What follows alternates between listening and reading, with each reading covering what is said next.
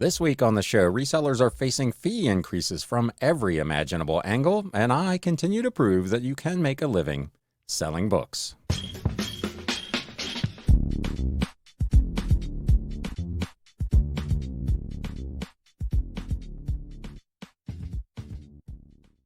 What is up, Galaxians? Welcome to episode number 216 of the Galaxy CDs, Rocks, and Flips Reseller Talk podcast.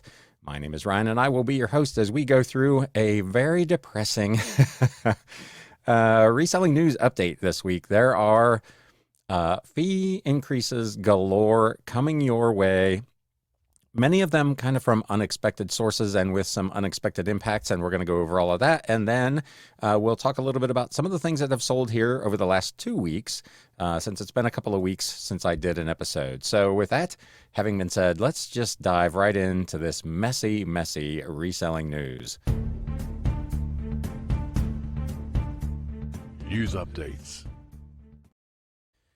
So online merchants and marketplace sellers are going to face higher costs as Visa and MasterCard plan fee increases. So major credit card networks, Visa and MasterCard, are planning to increase the fees that retailers and marketplace sellers pay when accepting credit card payments from customers. This, according to a report in the Wall Street Journal, citing people familiar with the matter. This article appeared on eSeller 365, and of course, as always, I will link to all of these sources in the show notes and the video description down below.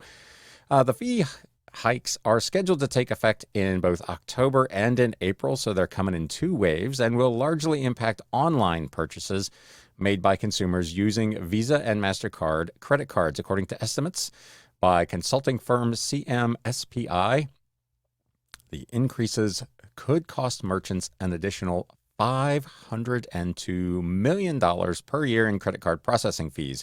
Roughly half of the added costs will come from the higher network fees collected directly by MasterCard and Visa. The remainder will stem from increases in what's known as interchange fees or swipe fees, which are those that are paid to the bank that issued the customer's card originally. While these fees are largely invisible to consumers, they've been a major point of contention between merchants and card networks for many years.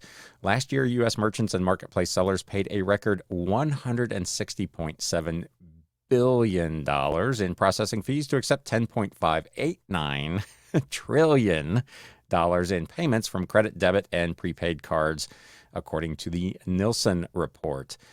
Many struggling merchants, of course, contend that these pending increases couldn't come at a worse time, with high inflation and interest rates still impacting businesses working to recover from the pandemic.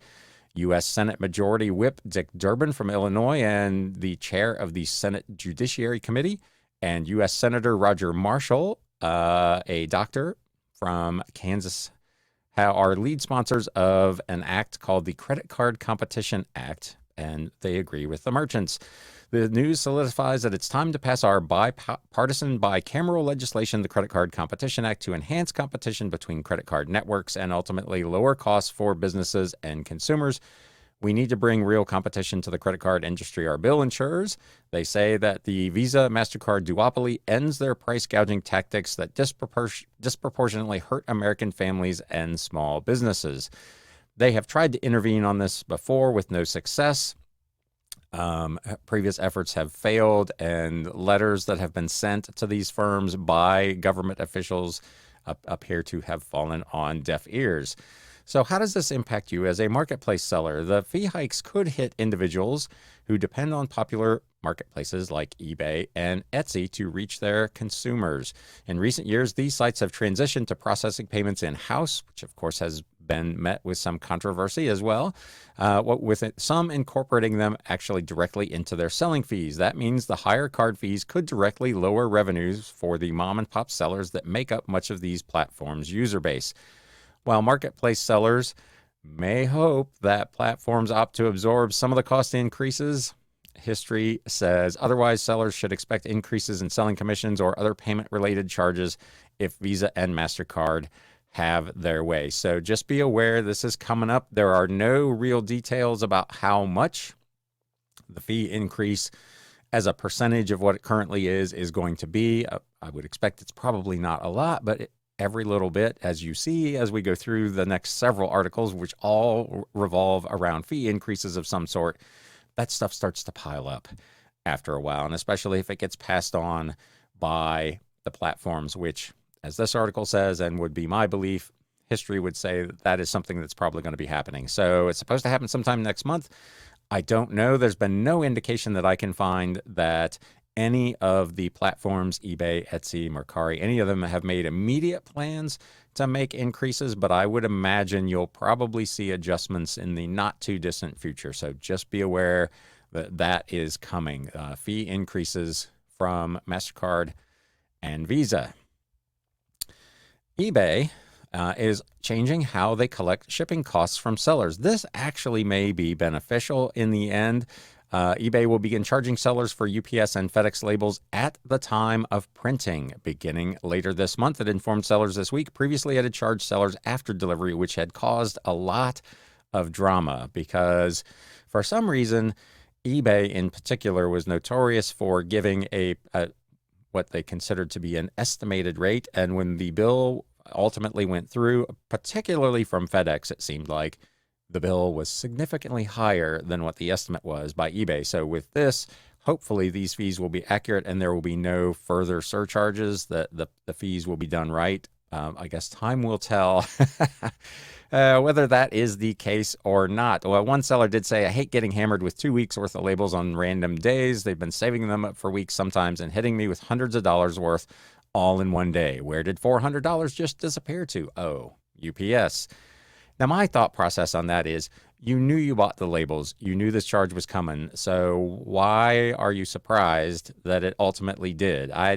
That kind of mismanagement of your money is on you, in my opinion, not on eBay or UPS or anyone else. You knew you bought the labels. You should have budgeted for that to begin with, but I will move on. eBay is simplifying, they said, the way we charge for eBay shipping labels. Currently, shipping cost estimates for FedEx and UPS shipping labels are provided at the time of printing, and actual costs are charged after delivery. In the coming weeks, we will begin charging for all shipping labels at the time they are printed. The amount charged is based on the weight and dimensions entered at the time you print your label. That's key. If carrier audited weights and dimensions are different, you may receive a cost adjustment. So, as is always the case with shipping, if you put in bogus information, too small of a package, too light of a package, or both to try to save a little money, and FedEx or UPS or the United States Postal Service, for their part, happens to weigh the item as it goes through their system and they discover that your information was incorrect, they will come back on you for the additional fees. So make sure you do it correctly. More detailed information is available if you have any questions. Sellers, they say, have long complained about surprise billing when purchasing these labels through eBay, as the problem described in a thread that they linked to from back in February. It will be, as I just said, interesting to see if this problem is reduced as a result of this month's change. So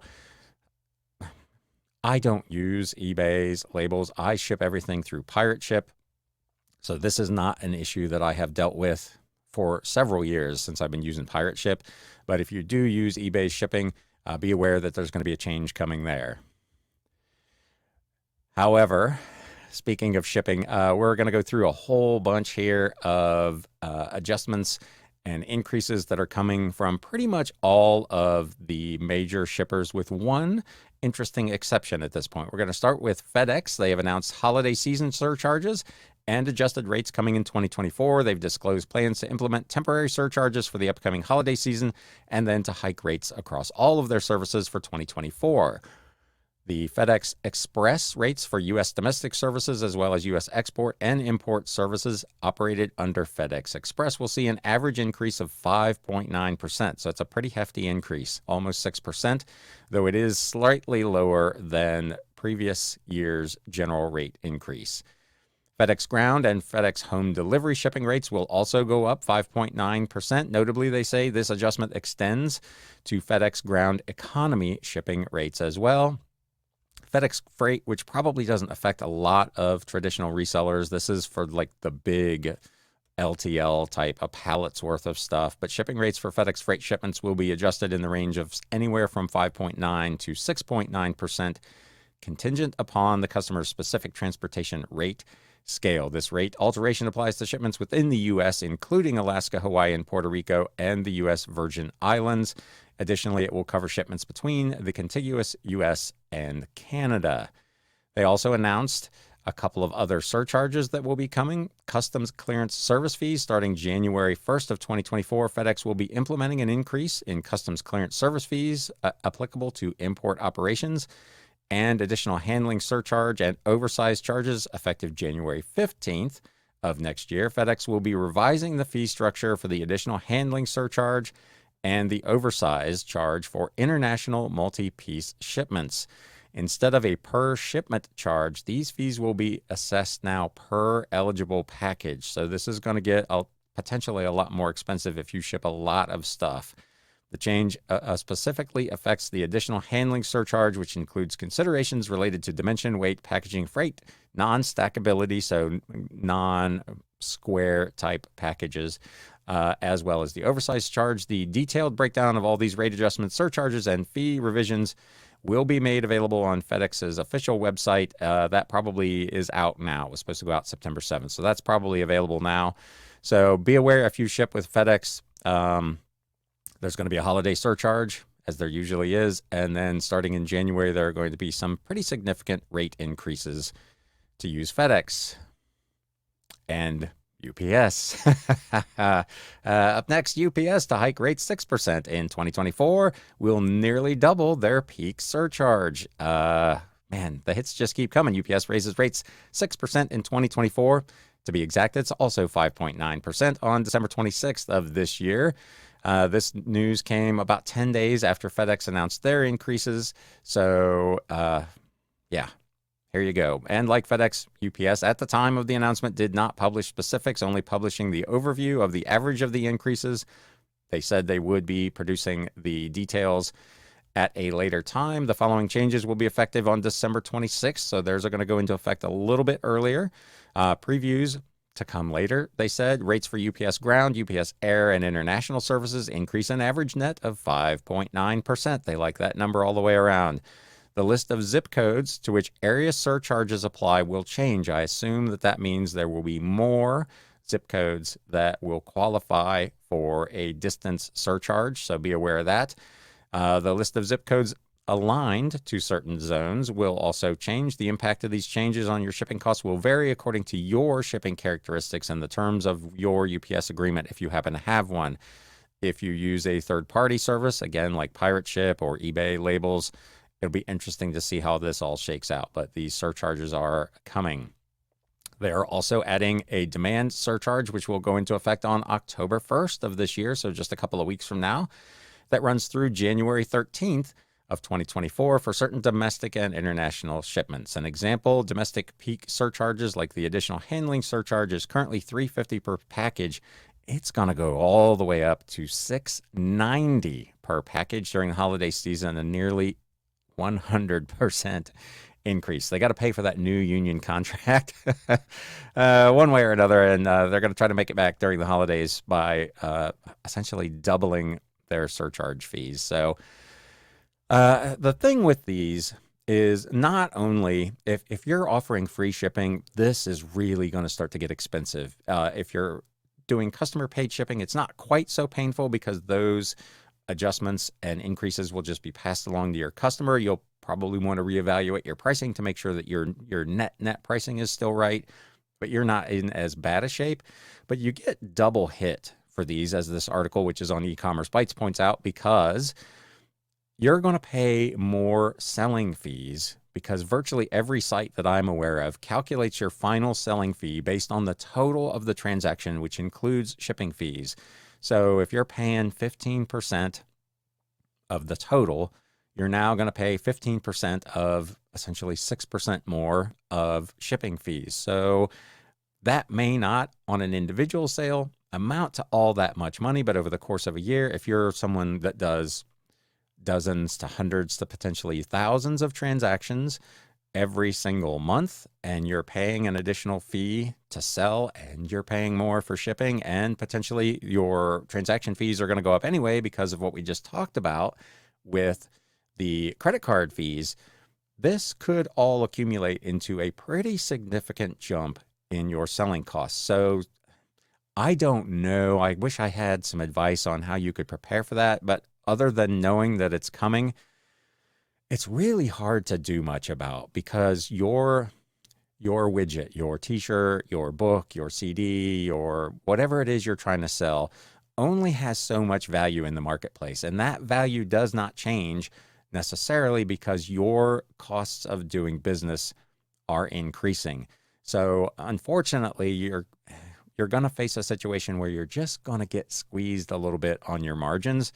If anyone has any suggestions on something that you could do to help relieve some of the pressure on your margins from this, feel free to leave them if you're watching on YouTube in the comments down below, or to send me an email at galaxycds@gmail.com, and I'd be happy to share them in a later episode. But this is, again, potentially quite a bit of additional money to be coming out of your pocket. So if you found any of that, despite it being all bad news, interesting, helpful, informative, hey, do me a favor if you're watching on YouTube, and hit that thumbs up button.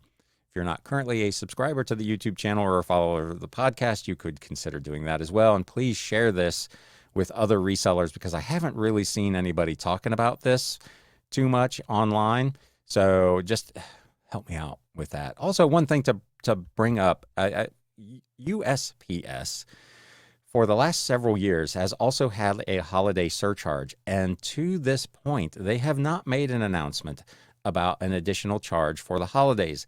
Last year, that charge actually went into effect on October the 2nd, if I remember correctly. So we're right into the time frame where that thing would be going active, and they have not yet made any announcement about whether there will be one this year. So maybe we're going to luck out with the United States Postal Service, knock wood, that they're not going to have a holiday surcharge, or that if they do, given that we're so late into the season already, maybe it will be for a little bit shorter duration than it was previously.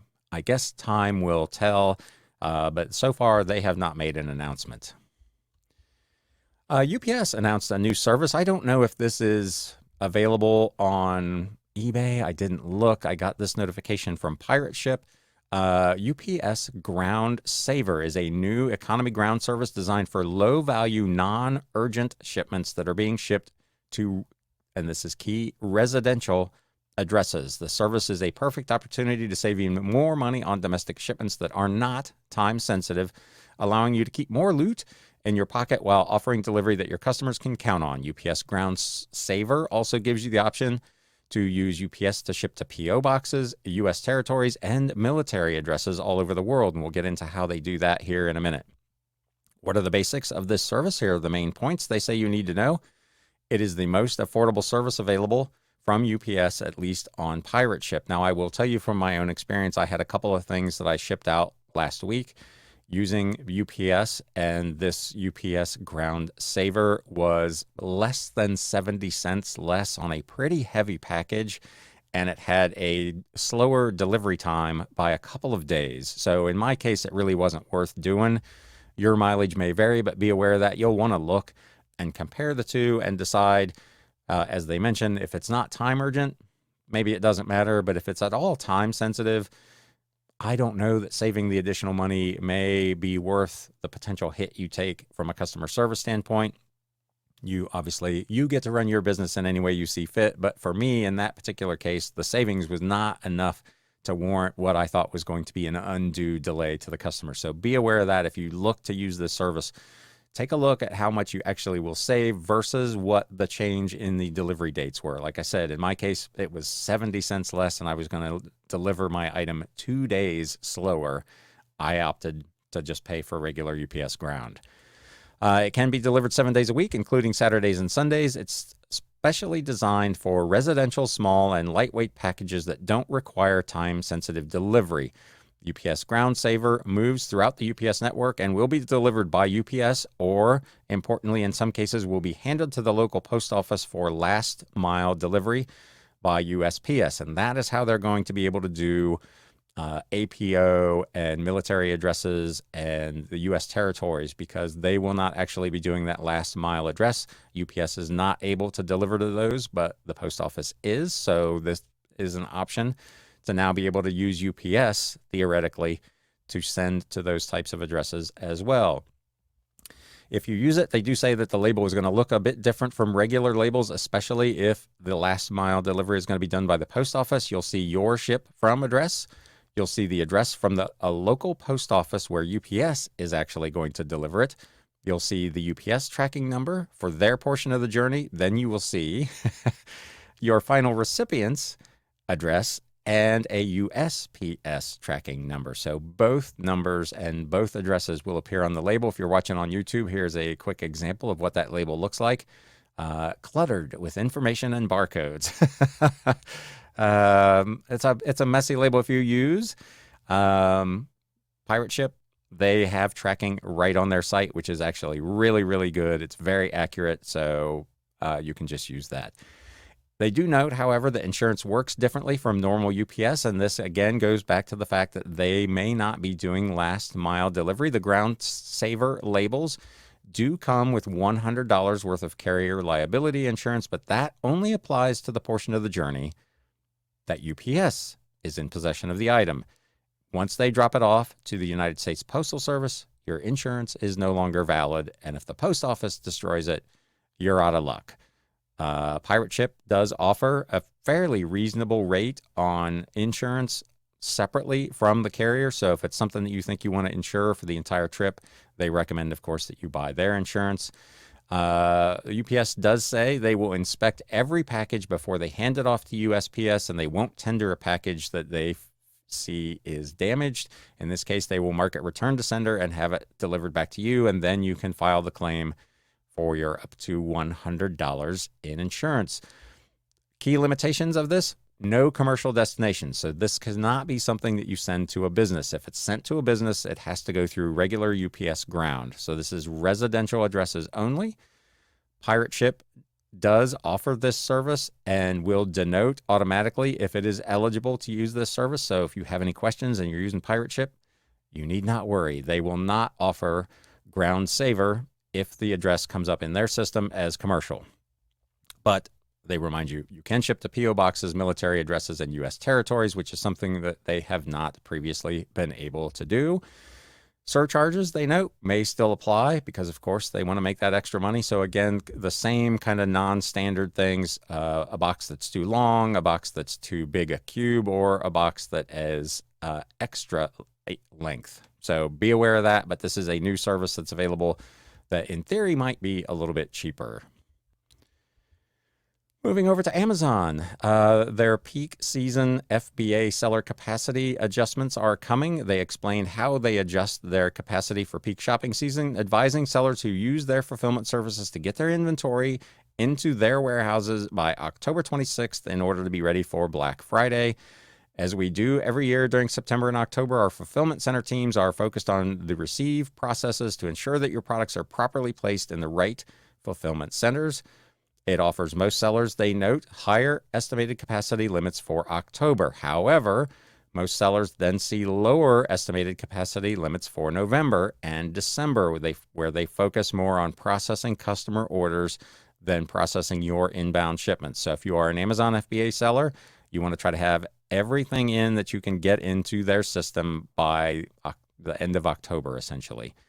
One way, of course, that Amazon recommends sellers ensure their inventory remains in stock is to use their Amazon warehousing and distribution service so they can replenish their fulfillment centers as needed. So rather than storing the stuff yourself, send it to Amazon's kind of halfway house and pay them more fees. It is less than sending it directly to their fulfillment center, but you're going to pay Amazon to have it stored at their facility, and then you're going to pay again when it goes to the FBA warehouse, so just be aware of that. This is a long-term storage, and accordingly, it is less expensive, they say. It allows sellers to seamlessly replenish their inventory to fulfillment centers, meaning shoppers can continue to buy those products on Amazon even when they go out of stock at the fulfillment centers. So just be aware of that. That is all coming up over the next 6 weeks or so. A new interesting feature happening over on eBay that I have not personally seen, but a lot of sellers have talked about it, and an eBay buyer experience team member actually finally shared some details on this. It is called a response time feature. eBay is displaying how long it takes a seller to respond to customer inquiries. This is something that you see. I think Mercari does this. Etsy, it's part of their Star Seller program. So eBay is trialing this with, it sounds like, select buyers because not everybody is seeing it. They reported last week it took a reader by surprise.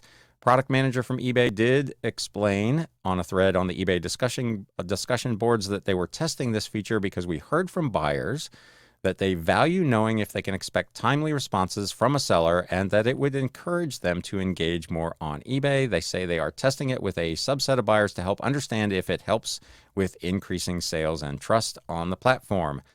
There are some qualifications that you have to meet in order for that information to appear on your listings.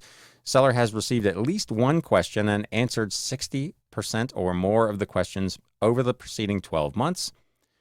The only one that counts is the first question and response in each conversation. So if the customer responds to your response and says, hey, thank you, you don't need to respond to that. It's dropped out of the metric. It's only the first question and the first response. The result is rounded up to the nearest bucket of the 7 signals that we'll talk about in a minute.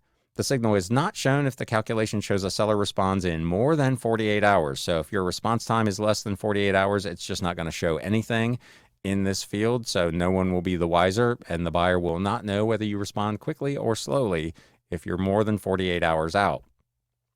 The signal is also not displayed when a seller hasn't received any questions over the last 12 months or if your response rate is under 60%. So essentially, if you are a less than diligent responder to customer messages, your signals are going to be so low that your information will not appear to a buyer. I don't frankly know if that's good or bad. In theory, I guess if the information appears there, it should reward good sellers, but they're not really punishing less good sellers. I don't want to call anybody a bad seller who just doesn't respond to a lot of messages, because we all know we get way more messages sometimes than we can handle. But it's not going to say this person is slow to respond. This information will just not be displayed at all. The product manager did deny that eBay had any plans to add response time as a criterion to qualify as a top-rated seller. But as I mentioned, Etsy does this as part of their Star Seller program. So if I was a betting man, I would say they'll continue to look at this and make decisions in the future about whether this is something that they would want to consider as part of their top seller metrics. According to the post, buyers in the test could see one of 7 signals displayed in sellers' listings, depending on eBay's calculations. And those are responds within 1 hour, responds within 3 hours, 6 hours, 12 hours, 24 hours, or 48 hours. And if it's longer than that, as I said, no signal shows up on your listings. So I don't know, man. I get messages literally every night while I'm asleep. So a 1 hour average or a 3 hour average, or frankly, even a 6 hour average is probably difficult to hit if you're not a place with like 24-hour customer service people that are monitoring your eBay messages. That's just, to me, that's not realistic. I think if you're responding within 6 or 12 hours, you're probably doing a fantastic job. And I don't think most people's expectations on eBay would be for anything less than that, but I'll be very curious to see if anybody pops up with that 1 or 3 hour response time, because that's blazingly fast. They have over at eBay also rolled out another AI tool that generates complete product listings just from a photo, which is really interesting. I have not personally tried this. If you have, you can let me know in the comments down below. If you've tried it and how it works. eBay is rolling out a new AI tool for marketplace sellers that can generate a product listing from a single photo. It will be available in the eBay app for iOS to start, with the Android app to follow in the coming weeks. This tool, they say, can automatically write a title and description based solely on a photo, as well as information including a product release date, and suggest a category, subcategory, list price, and even a shipping cost. The tool builds on eBay's other efforts to inject AI into the selling process, including AI-generated product catalog descriptions and a background removal tool for listing photos.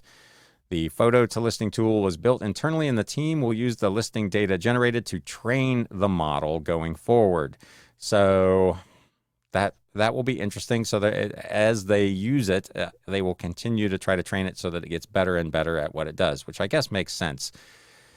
Was built, they say, to reduce friction across the platform and transform the process of listing. With this tool, it makes sellers' job of listing items incredibly painless, easy, and even fun. I think the article is going to talk about this in a minute. I talked either in the last episode or the episode before that about trying eBay's current AI product description based on the information that I put in. And my experience has been that there is too much needless verbiage in that description.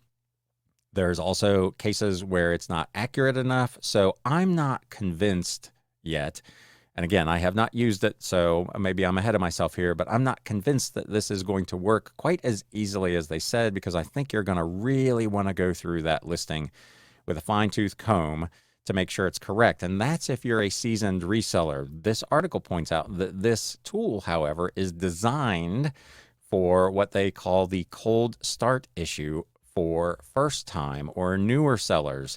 Not uncommonly, they say new sellers are overwhelmed by the amount of information they need to enter to create a competitive listing. No kidding.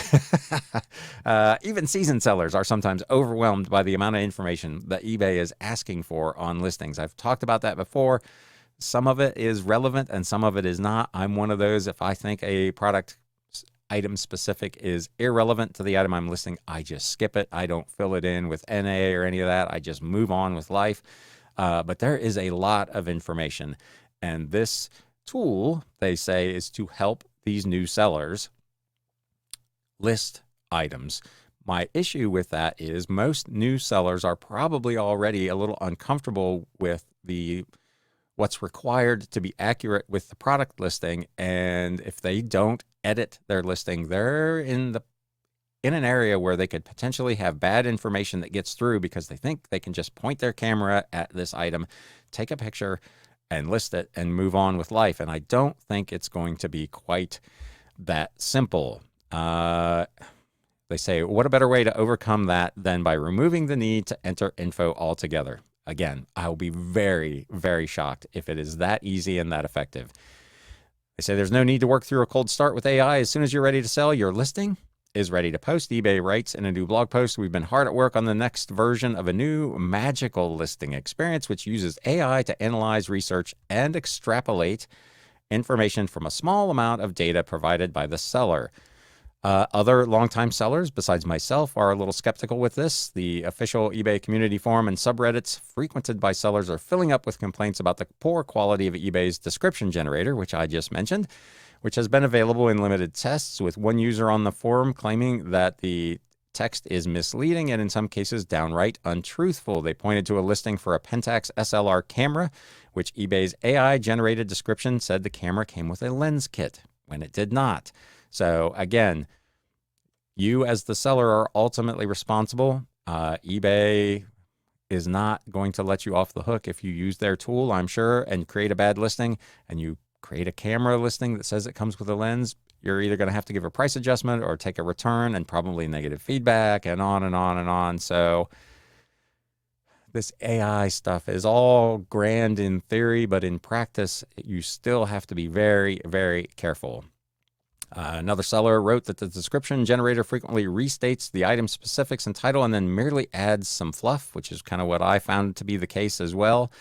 And they do contain, from time to time, mistakes, and they are just overly long. The verbiage is just out of control. It's trying to be a fluffy advertising product description, and I think we would mostly be in agreement that people don't read the product descriptions with much veracity to begin with. So all that extra verbiage just makes a potential buyer probably less likely to read it, when what should be one paragraph with 3 or 4 sentences turns into 3 or 4 paragraphs worth of meaningless gobbledygook. So again, you can let me know in the comments what your opinion of that is. I know a couple of people have reached out and said they really like the AI description tool, but they are doing the edits afterwards. So they are spending that additional time.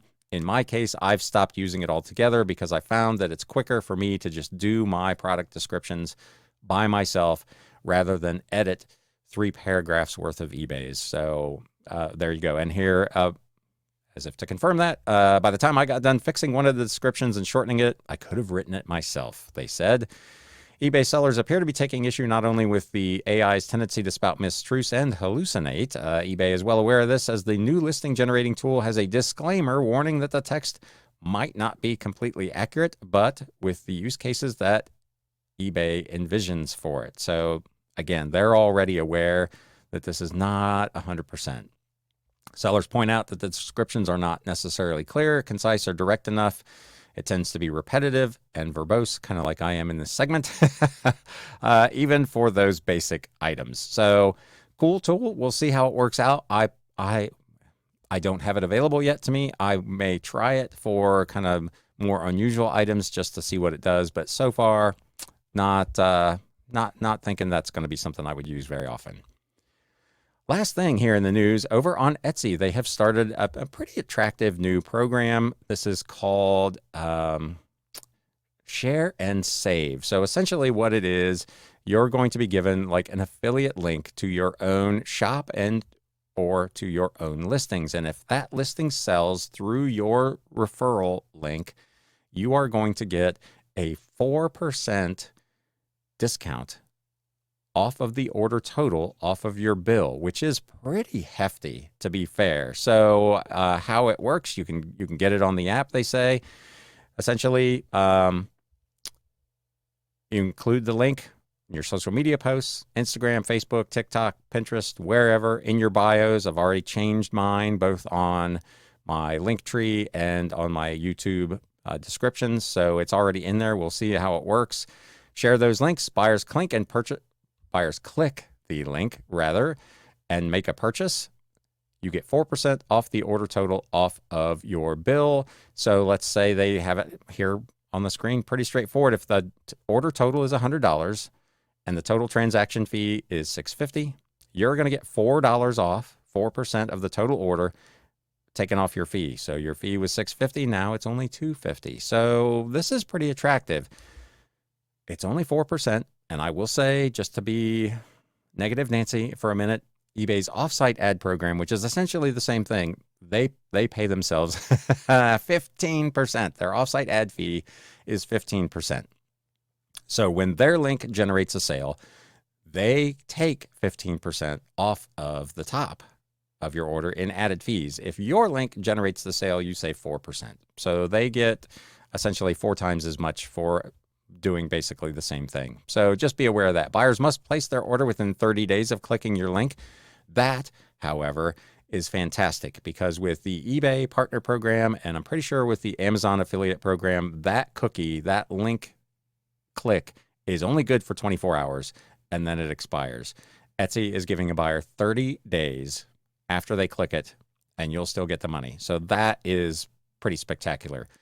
You will only get refunded for traffic you drive from off of Etsy. So you can't respond to a message to a customer who's already on Etsy within the Etsy messaging system and send them one of these custom links. That won't fly. They will not pay you for that. It is determined off the buyer's last click prior to purchasing. So if they visit your shop from an offsite ad, that order will not be eligible. If they click someone else's Share and Save and then end up on your listing and buy it, the original person, I suppose, somehow is going to get credit for that, or maybe nobody does. So cool program if you're selling on Etsy. It literally takes one click to enroll and you'll get the new link for your shop. So if you're on Etsy and you do anything on social media whatsoever, I would recommend giving this thing a shot. So that is going to wrap the reselling news for this week. A ton of stuff going on. Unfortunately, a lot of it is not great news. More fees, more expenses, just not real pretty. But again, if you're watching on YouTube, let me know in the comments down below what you think of any of that.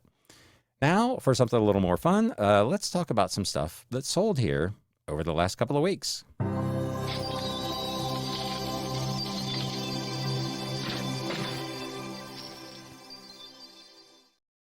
So I don't actually have a ton of stuff. I have been super busy here. If you're following me over on Instagram at Galaxy CDs Rocks, I've posted the last couple of weeks.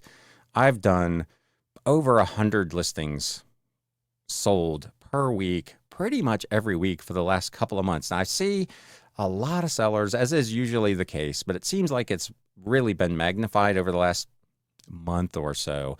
Sellers, especially within the YouTube and the Instagram community, talking about eBay is dead, Etsy is dead, reselling is over, just a lot of negative feeling about what's going on in the reselling world. And meanwhile, I'm over here just selling stuff like crazy. August was my best August ever since I've been reselling, and it was my second best month ever total. So my personal experience is very different, and I'm not saying that there aren't people out there that are struggling with sales or with business on the various platforms. That may very well be the case, but I don't personally believe it's reached a point where you could make the argument that any of these platforms individually are dead or that reselling is just over. Are people having to change what they do as the platforms change with things like the Etsy program we just talked about or with eBay's promoted listings? Yes, absolutely. I've talked about it before. If you have been reselling since 1999, the marketplaces have changed. They've changed how they are trying to make their money. And if you're trying to still sell things the way you sold them back in 1999, you may in fact be struggling because some of the things that you used to do that were successful strategies on these platforms are not going to work anymore. If you're not, and again, you get to run your business however you choose to do so.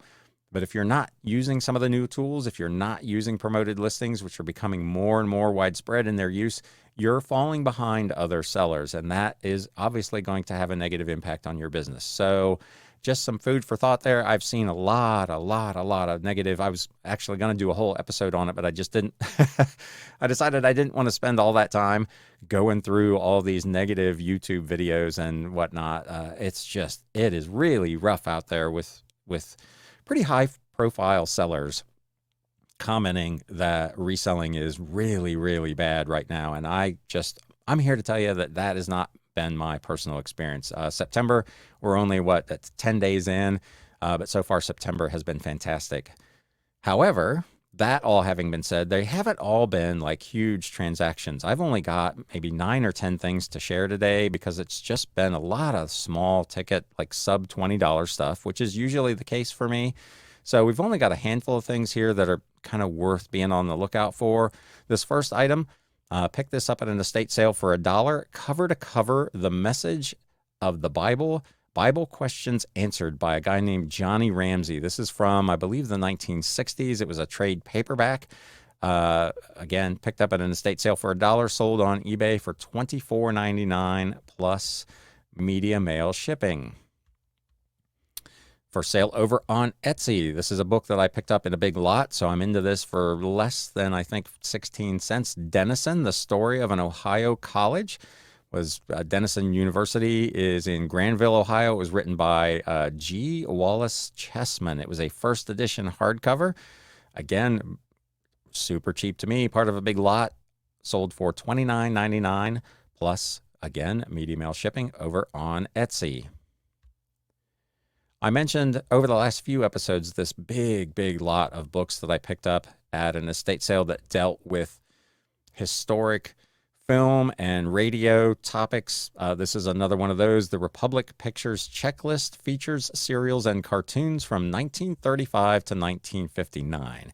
Written by Len Martin. It's a hardcover, again, published by McFarland. If you see these books out there anywhere by the publisher, McFarland, I would definitely consider grabbing them. There've been a few that have sold for less than $20, but most of them have been $20 or more. This one I had listed for $34.99 plus media mail shipping. I got a best offer of $30. I own it for $2 whole, so I went ahead and took that deal. Cool old book from 1943, written about kind of World War II, during the World War II era. Singapore is Silent by George Weller. It was published in 1943 by Harcourt, Brace and Company. Hardcover with its dust jacket in really nice shape. Had this listed for $39.99. Got an offer of $34. I picked this up at an estate sale for $2 a couple of weeks ago, so I went ahead and took that offer as well. Here's a book that I've had for a little while. This one was not in fantastic condition, but it was fairly rare in a hardcover and with its dust jacket. The Miracle of Mind Power by Dan Custer. This wasn't even a first printing. This is a third printing, but it did have its dust jacket. Dust jacket did have some wear and minor damage, which I showed in the photos and described in the description. So again, always be clear about what kind of condition it is. But I had this listed for $39.99 or best offer. Another one with an offer of $34 that I went ahead and accepted. Back over to Etsy, The Best of Everything by Rona Jaffe. This was published by Simon & Schuster back in 1958. It's a second printing. So again, it's not even a first printing of a book, which is usually the most valuable, but it's a very, very difficult book to find. I almost never put rare in my product titles because almost inevitably there are multiple ones listed, which leads me to believe it's not really all that rare. In this case, I had literally the only one at the time I listed it, so I did put rare in the title. This I picked up at an estate sale for $1. This thing sold for $59.99 plus shipping over on Etsy. I had mentioned, a couple of months ago, I was at a garage sale that was turned into a basement sale, and the basement was full of old, like, mechanical engineering books and old textbooks and math books, and I bought pretty much everything I could get my hands on. I paid $1.15 per book for well over 100 books. This was one of those, and it was definitely worth picking up. Spring Design and Application by Nicholas Coronis. This was published by McGraw-Hill back in 1961. Fully illustrated book on the design and use of springs in manufacturing. Crazy. Hardcover with its dust jacket, cool illustrations, neat old book. I own it for $1.15. I had it listed for $84.99 or best offer. I received an offer of $75 for this book. That's a pretty healthy return on investment. So that's another offer that I accepted. I have talked about these model railroading magazines off and on for the last, pretty much as long as I've been doing this show.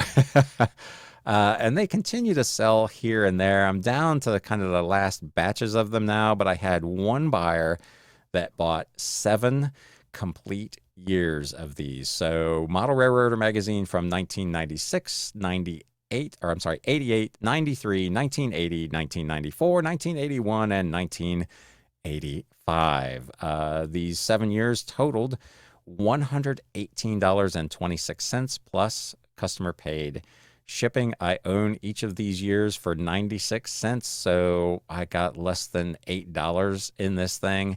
And some of these have sold for as much as $30 a year. They're not bringing quite that much money now. These are all on sale because I've had them for so long, but still, this was a really, really nice flip. Again, from essentially $1 a year to $118.26. So it was a massive 2 boxes. Total weight was almost 60 pounds. I shipped these things out UPS because the last time I tried to ship this many by the post office, it was just entirely too expensive, and they damaged the items getting them where they needed to go. So I shipped these out UPS in 2 boxes.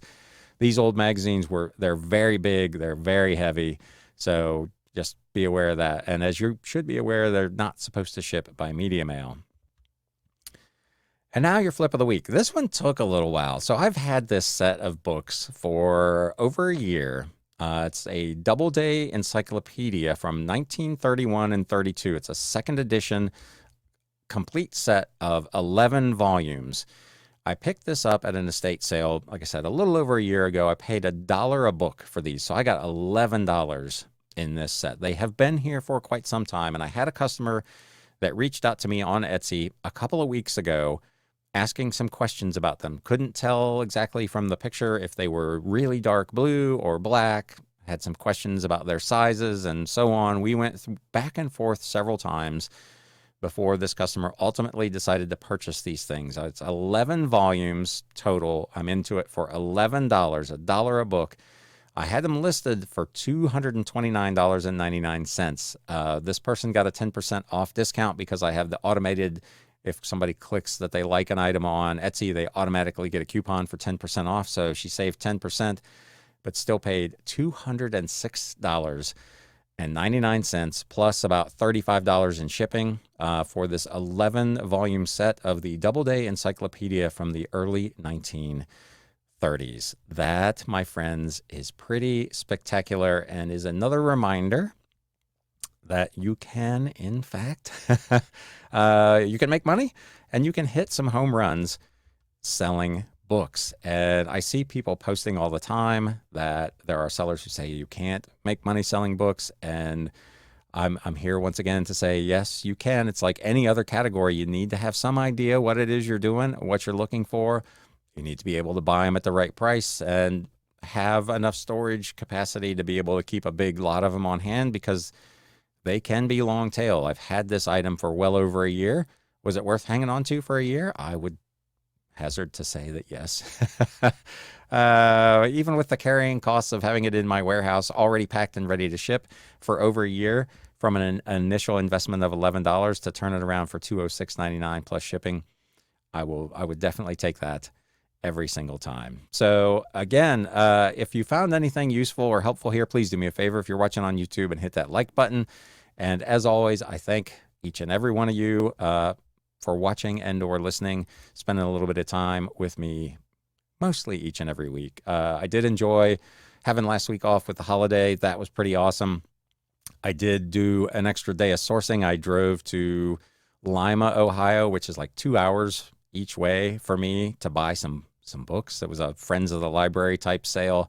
I bought a couple hundred books up there for about $45. I think I've probably got $3,500, maybe $4,000 worth of retail books for about $45. So that's how you make money selling books, my friend. And it was interesting because as I was walking in, and I'm going for stuff like this, stuff like I just showed you, these old books, and I see the guys with their little Bluetooth scanners on their fingers and their phones for Amazon FBA, and they are completely overlooking these what in some cases were $40, $50, $60, $80 books. And I get everybody has a different business model.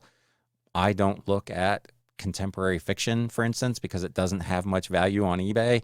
They overlook old vintage books because they don't have barcodes and they take more research time, and that's just their business model, is to turn lower price things more quickly.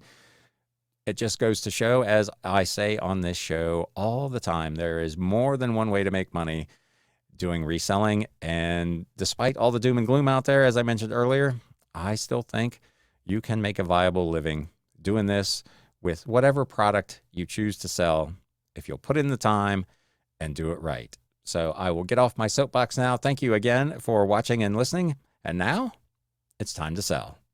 Thanks, guys. You have been listening to the Galaxy CDs Rocks and Flips Reseller Talk podcast. Thank you so much for tuning in, and we will catch you again next time.